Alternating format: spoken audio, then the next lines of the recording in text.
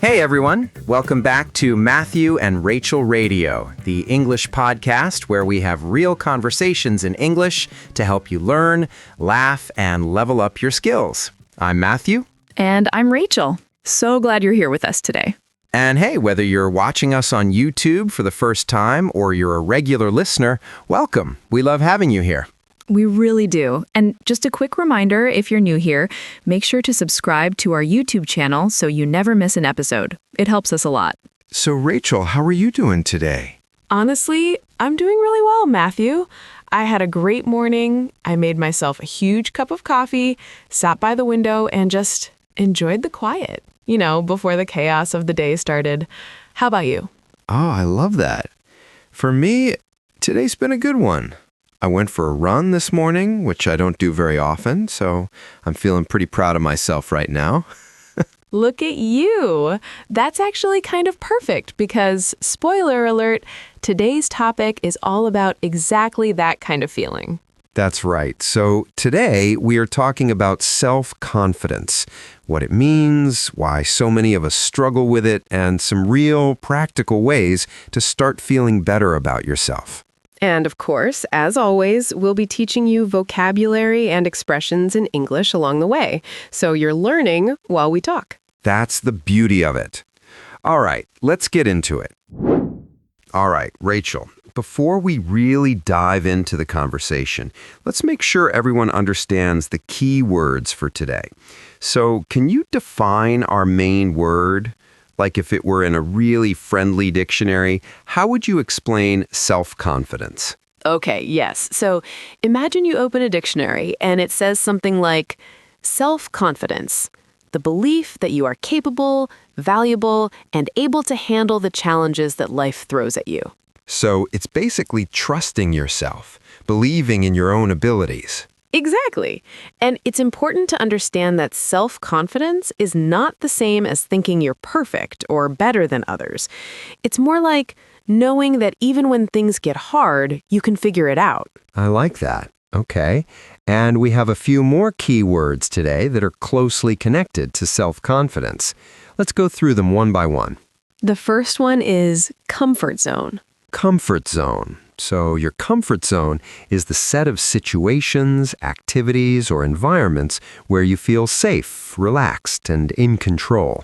Basically, the things you're already used to doing. Right. For example, I never used to raise my hand in class because speaking in front of people was outside my comfort zone. And when we say someone steps out of their comfort zone, it means they do something that feels a little scary or unfamiliar. And that, honestly, is where confidence starts to grow. The second word is self-esteem. Ooh, this one is big. Self-esteem is how you feel about your own worth as a person. It's basically your internal opinion of yourself, whether you think you are valuable, lovable, good enough. A quick example, he has high self-esteem. Even when he makes a mistake, he doesn't fall apart. He just learns and moves on. And low self-esteem is the opposite, when someone constantly feels like they're not enough, not smart enough, not talented enough, not interesting enough. That inner voice that's always criticizing you. Yeah, we all know that voice. Unfortunately. And the third expression is to doubt yourself. To doubt yourself means to feel unsure or uncertain about your own abilities or decisions. Like when you're about to do something and suddenly you think, wait, can I actually do this? Am I good enough? For example, before her job interview, she started to doubt herself and almost didn't go. It happens to literally everyone. The key is learning not to let that doubt take over. Okay, so now that we've covered the vocabulary, self-confidence, comfort zone, self-esteem, and to doubt yourself, let's get a little personal. Yes, because the best way to understand these words is to hear them used in real life. So, Rachel, I'll start with you. When was a time you really felt a lack of confidence? Oh, wow. Okay, so this is actually a little embarrassing, but my first week at a new job a few years ago, I remember sitting in my first team meeting and Everyone was talking, sharing ideas, going back and forth. And I just sat there, silent the whole time. Really? The whole time. And it wasn't because I had nothing to say. I had plenty of ideas. But every time I was about to open my mouth, I would doubt myself. I'd think, what if it sounds stupid? What if they don't take me seriously because I'm new? So I just said nothing. And how did that feel afterward? Terrible, honestly. I left the meeting feeling so frustrated with myself because I knew I had something to contribute, but my low self-esteem in that moment just kind of muted me. That's such a relatable story. And you know what's interesting? That's a really common experience, especially in a new environment, when you're outside your comfort zone. Exactly. And it took me a few weeks, and honestly, a few uncomfortable moments of forcing myself to speak up before I started to feel more confident in that space. That's growth right there. Okay, my turn. So for me, the biggest confidence challenge has always been speaking in front of people. And I remember one time I had to give a presentation at school, like a full 10-minute presentation in front of the whole class. Oh no, how old were you? I was maybe 16, and I had prepared. I knew my material, but the moment I stood up in front of everyone, my mind just went blank, completely blank. I forgot everything. That's the worst feeling. It really is. My heart was racing, my hands were shaking, and I could feel my face turning red. I was so far outside my comfort zone. And I remember thinking, I am never doing this again. But here you are hosting a podcast. Here I am. And that's kind of the point, right? Because if I'd actually listened to that voice, that self-doubt, I would have avoided public speaking forever. And I would have missed out on so much, including this. And do you feel confident speaking in front of people now? Much more. Not perfectly. I still get nervous sometimes, but it's a different kind of nervous now. It's more like excitement, like I want to do it. And that shift happened because I kept doing it, even when it was uncomfortable. That's such a good point. Confidence isn't something you just have one day. You build it a little bit at a time. Okay, let's pause right there for a second because during our conversation, we used some really important expressions that are worth looking at more closely. Yes, and this is actually something that connects directly to our topic today, self-confidence, because the way we speak can reflect how confident we feel. And a lot of English learners, without realizing it, use language that makes them sound less confident than they actually are. Exactly. So one of the most common habits English learners have, especially when they're nervous, is over-apologizing. And I totally understand why. When you're speaking a second language, you feel vulnerable. You don't want to make mistakes. So you start sentences with things like, Sorry, my English is not very good. or I'm sorry if I don't understand.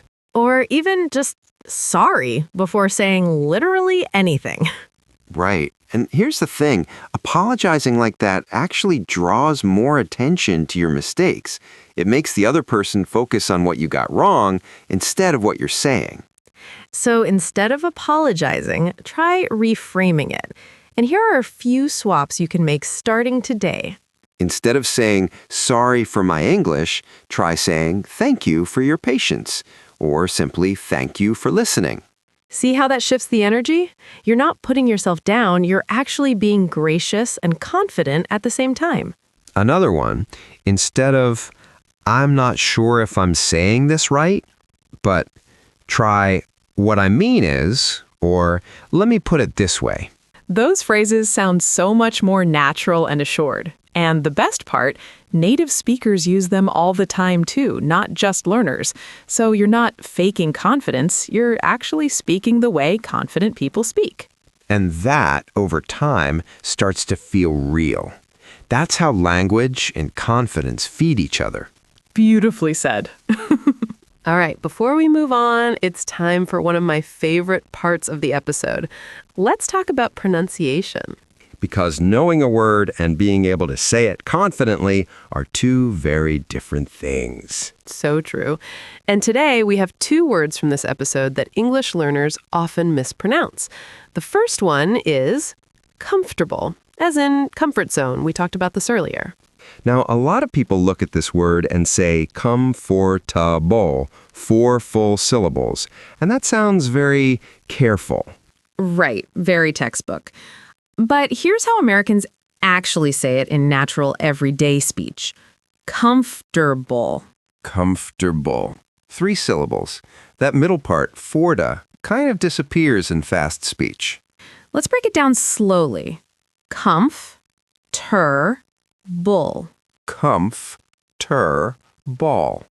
Now let's say it at natural speed. Comfortable. Comfortable. Great. And now you try say it out loud right now wherever you are. Comfortable. Good. And the second word is one we used a lot today, confident. This one trips people up because of where the stress falls. Some learners say confident with the stress at the end, but in American English, the stress is at the beginning. Confident. Confident. The last syllable is very light, almost like dunt. Let's try it together. Confident.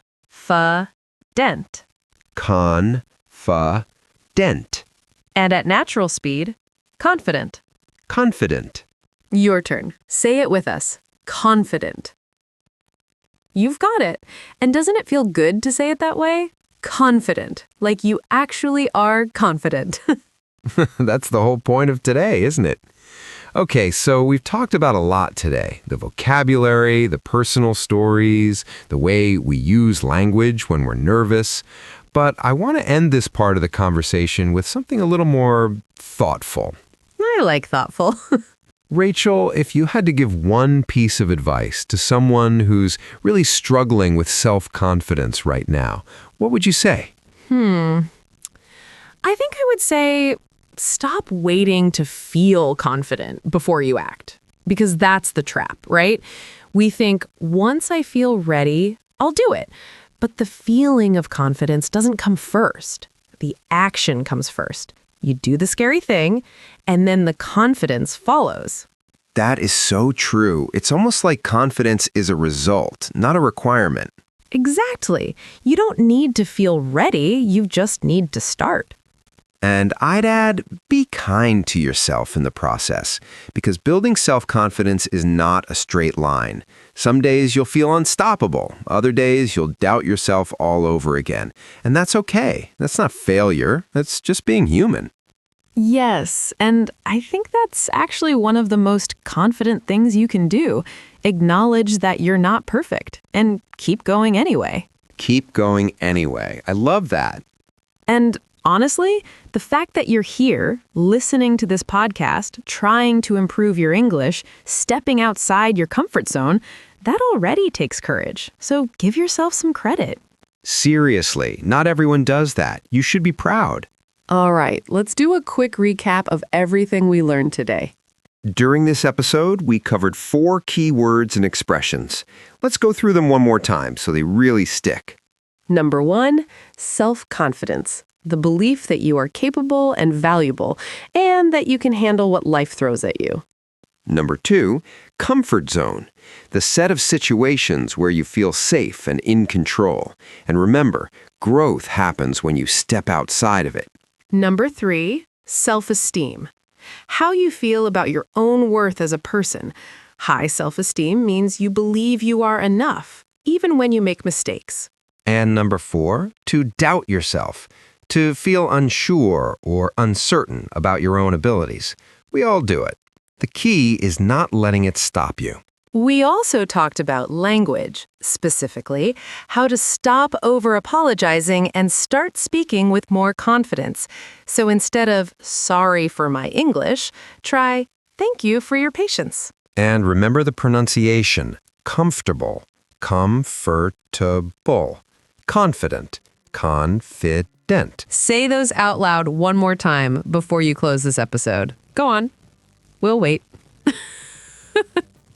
We really will. And that's a wrap on today's episode of Matthew and Rachel Radio English. Thank you so much for spending this time with us.